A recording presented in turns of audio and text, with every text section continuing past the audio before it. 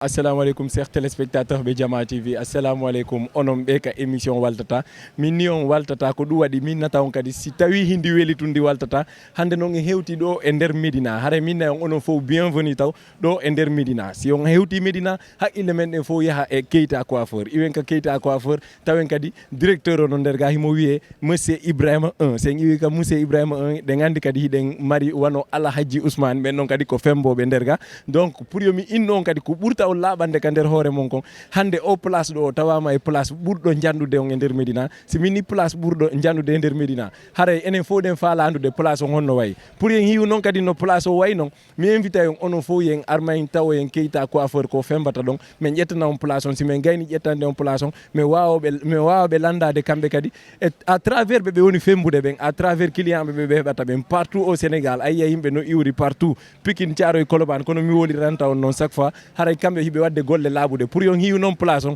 hiyon femboɓe ɓen hiyon golle ɗe ɓe woni wadde ɗen haray lan invité o nder ga are mahen ndaroyen Keita coiffeur e Alhaji Ousmane kañum e directeur on himo wiye Ibrahima 1 are mahen voilà chers téléspectateurs ɓe Jama TV kono mi wolirani on noon donc min ni on sa daari place on anday ko place jano e nder Médina min ni on oɗo place hande o tawama e place ji ɓurɗi jandude ɗin e nder Médina ɗo fi hon ɗum par ce que si a naati a daari place on tun anday ko place jano donc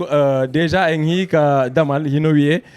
Keita coiffure joni sen wi ka Keita a yahanen kadi Alhaji Ousmane ɓe kadi ko golle labaɗe woni wadde ka nder salon ɗo donc e wawa ƴettude Alhaji Ousmane ɓe wawa wolande ko honnum e jafe ɓe heɓata e fembol ngol e ko honnum kadi ɓe wata heɓude façon client ɓe heɓata ɓen si ɓe fembay rewɓe si ɓe fembay worɓe par ce que ɗe gandi fembol ngol ɗum noon partout ko yarɗa o ɗawa fembude wonɗo o donc yahanen Alhaji Ousmane ko coiffeur ɓe janduɓe e nder Médina ɗo donc mi wawa inde Alhaji Ousmane hande on yi min betti on ka place mon ɗo min accita on taw hiwro ɗon wonɓe ɓe on darude ɓen par ce que ɗon andi aduna ko saabu lahara ko saabu donc wawe hiwrade chers téléspectateur ɓe aren taw après ka question ji.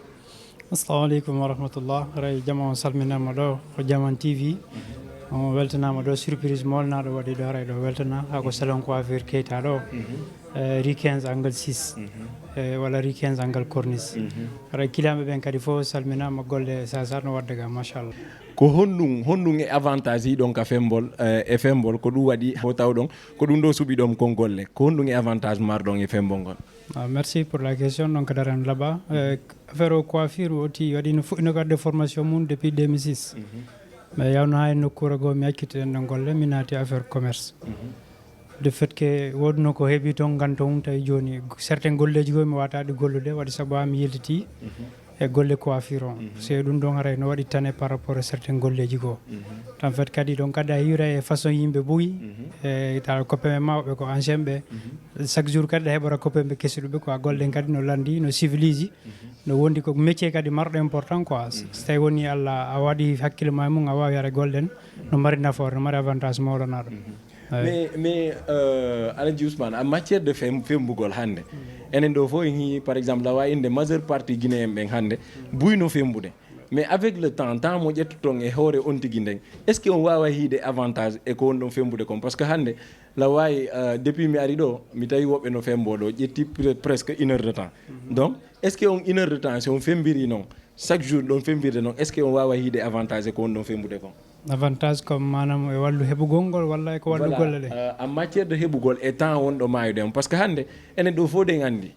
le fait que place on ko place jano meeɗa wawi yaade joni e place mo nentinɗa par ce que min la wawi on inde mi fembike partout ɗa wawi yaade e place o ƴetta hoore ma nden 30 minutes o yimminama a faami mais avec vous mi yirali noon situation mi yiɗon joguiɗo hoore plus de 1 heure de temps donc kon ɗum woni saabu hiɗon jogo hoore nden 1 heure de temps en plus est ce que on calculori avantage mo heɓoton et si tawi on heɓay avantage e hoore konko jogotoɗon ɗon bien sûr ɗon kadi no landi andi neɗɗo kala e façon golle mum e façon no jangguirɗa noon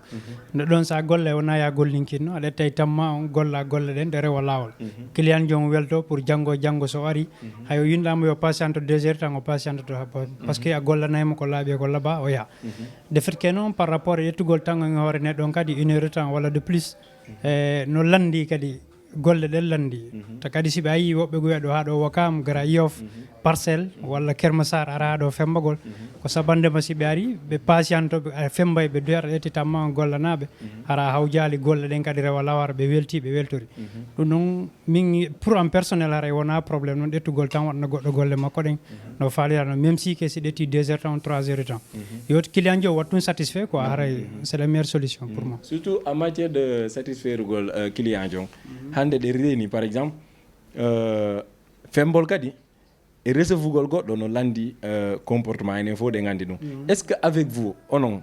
e nder ko wonɗon gollude ɗo kon ko non wonɗon accueillir de yimɓe ɓen andi hande goɗɗo no tawama place ka gollata ɗon accueillir mo andintinɗa janggo forcément o waway arde a faami goɗɗo kadi no ara hara anɗa welti oɗa no dummini anɗa welti a faami du coup o wonɗo jaldeɗa kanko si o fembi hande kadi an o dummini ɗon hay on tigui jooɗi est ce que ɗa calculi on tigui si wawa wadde heɓude satisfait e konko dumminiɗa ɗon e par exemple est ce que si tawi ɗa duwa wadde semblant e golle maɗe mi anda son faami question mo faami question effectivement ɗon kadi no wawa wonirde noon ɗo ko seytinɗa o ka hewta nder ɗo sa hewtiɗo a weltoto surtout onon fembo sa hewtiɗo a weltoto so a fembo walla fembotoɗo so a client ɓen fof par ce que sa ari a naati a jooɗiki aɗa tawi tamma on no laaɓi no laɓani no woncita ha moƴƴa min hakkete kadi moƴƴa min jontama respect ma on par ce que les client e roi famille jontamo respect makko on golle ko faalen kadi o gollani arno reerawol o heeɓa ko faalako mais surtout kadi andi piiwu gotum e nder fembol ngol hande min par exemple comme no mi wolirani on nane noon mi neeɓi fembade mi neeɓi yaade place ji fembo a faami hande fembo on est ce que si c'est normal par exemple à chaque fois o wawa urude ko weeli ou bien no waɗi o pour yo fembu rien à foutre non donc impossible on ɗo wata wonde andi neɗɗo on fati kadi ko civilisation aɗata hunde nden fof wona o place no woni ɗo no place on civilise noon ko neɗɗo joguiɗo place on taw civilise place on civilise oɗi no duwa wattade coñci laaɓe ɗu yo urno parfum ji welɗi donc o toppito client ɓen quoi